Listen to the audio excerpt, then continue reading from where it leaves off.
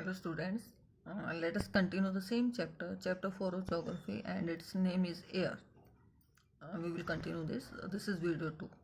In this video we will discuss about the weather instruments. There are 4 weather instruments. First is thermometer, second is barometer, third is rain gauge, fourth is wind vane. The first one, that is thermometer. Thermometer, what is the use of thermometer? It measures the temperature. Thermometer, it measures the temperature. And second is barometer. Barometer measures atmospheric pressure. It measures the atmospheric pressure. This is the use of barometer. Third one is rain gauge. Rain gauge, it measures the amount of rainfall. Rain gauge will measure the amount of rainfall. Fourth one is wind vane. What is the use of it? It shows the direction of the wind. Wind vane is used to show the direction of the wind. Now these were the 4 weather instruments, and now we will discuss about the air pressure. What is air pressure? Pressure exerted by the weight of air on Earth's surface is called air pressure. Pressure which is exerted by the weight of air on Earth's surface is called air pressure. And as we go up the layers of the atmosphere, the pressure falls rapidly. As we will go up, the pressure will fall down rapidly. The air pressure is highest at the sea level and it decreases with the height. And horizontally, the distribution of the air pressure is influenced by temperature of air at a given place.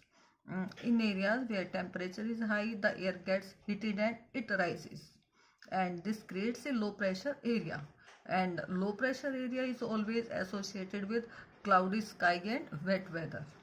And the air always, as we all know, the air always move from high pressure area to low pressure area. That was about air pressure. Now the next one is wind.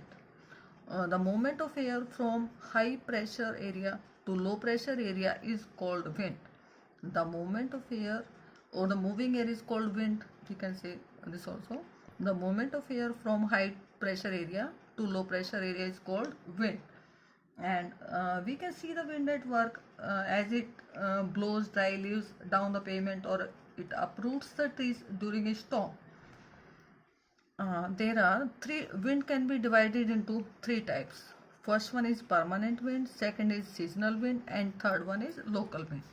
First one is permanent wind. We will discuss about it, the permanent wind.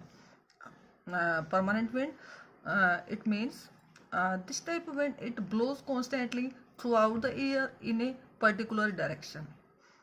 This permanent wind, it blows throughout the year in a particular direction.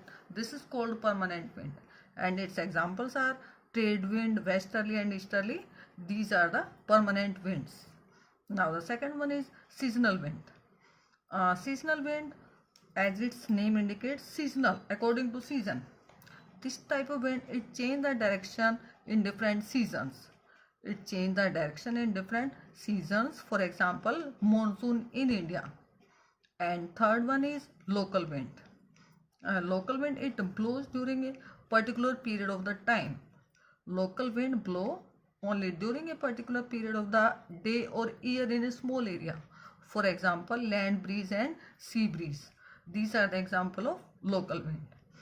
And hot and dry local wind of the northern plain of India, that is called Lu. That was about the 3 types of wind. First one was permanent wind, second was seasonal, and the third one was local wind. Now we will discuss about the cyclone. What is a cyclone?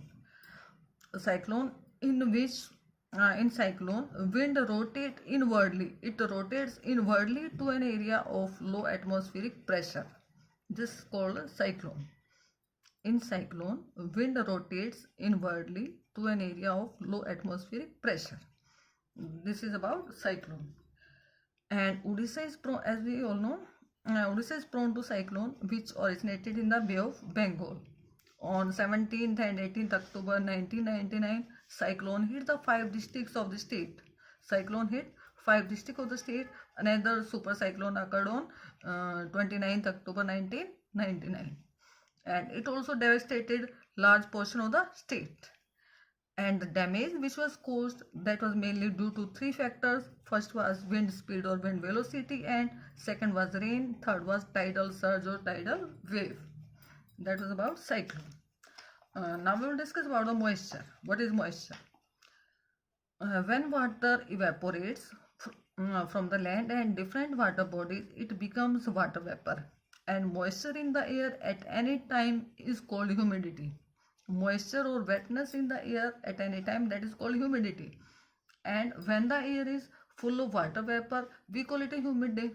And as the air gets warmer, its capacity to hold the water vapor increases, and so it becomes more and more humid. But on a humid day, clothes take a very longer time to dry, and sweat from our body does not evaporate, and we feel very uncomfortable on that day. When there is humidity in the air, on that day we feel very uncomfortable.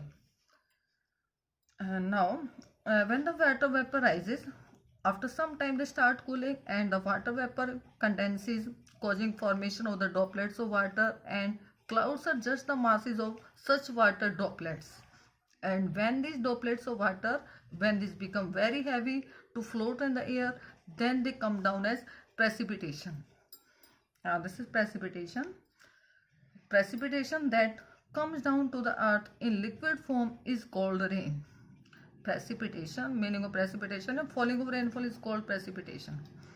Precipitation that come down to the earth in liquid form is called rain. Most of the groundwater comes from the rainwater, we all know this, and plants help preserve water. When trees on the hillsides are cut, rainwater flow down the bare mountains and it causes flooding of the low-lying areas. And on the basis of mechanism, there are three types of rainfall. First is convectional rainfall, and second is orographic, and third is cyclonic rainfall. These are the three types of rainfall. First is convectional, second is orographic, third is cyclonic. And other forms of precipitation, these are snow, sleet and hail. These are the other forms of precipitation. And as we all know, rainfall is very important for the survival of plants and animals, and it brings fresh water to the earth's surface. And if the rainfall is less, water scarcity and drought may also occur. And on the other hand, if it is more, flood takes place.